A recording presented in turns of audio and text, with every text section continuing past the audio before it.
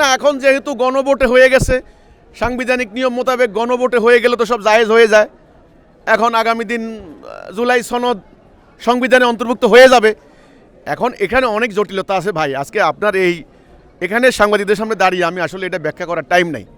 অনেক জটিলতা আছে। দেখবেন যখন উচ্চকক্ষ হবে, ওই উচ্চকক্ষে বসলে কি হবে বিল পাশের ক্ষেত্রে এবং প্রধানমন্ত্রী কয় মেয়াদে জবাবদিহিতার ক্ষেত্রে অনেক অনেক জটিলতা আছে এখানে।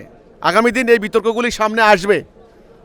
সবচাইতে বড় কথা হলো জুলাই সনদের উদ্দেশ্য ছিল মূলত যারা বিপ্লব করেছেন তাদেরকে দায়মুক্ত করা, তাদেরকে কোনোভাবেই অ্যাকিউজড করা যাবে না, এটাই হলো মেইন। সেটা হয়েছে, কিন্তু সময় বলে দেবে এটা কতখানি আসলে কার্যকরী করতে গেলে। বাস্তবতা এক জিনিস, আর দলিল তত্ত্ব আপনার হলো সূত্র এটা আরেক জিনিস।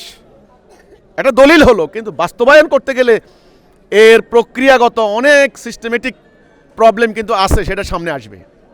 দেখবেন সামনে আসবে। বিএনপি কিন্তু অনেক কিছু মানবে না। বিএনপি কিন্তু অনেকগুলোর উপরে নোট অফ ডিসেন্ট, মানে আমি কিন্তু এটাতে একমত হইলাম না। আগে কিন্তু বিএনপি দিয়ে রাখছে, আমরা সালাউদ্দিন সাহেবের কথা শুনলে কিন্তু আপনি বুঝতে পারবেন। এরা কিন্তু বলেছে আমরা এই মতে কিন্তু নোট অফ ডিসেন্ট, এটা ওদের ভাষায় আর কি ওনারা বলেছেন। কাজে দেখবেন বাস্তবায়নের ক্ষেত্রে গেলে অনেক সমস্যা হবে। এটা এত সহজ হবে না জিনিসটা।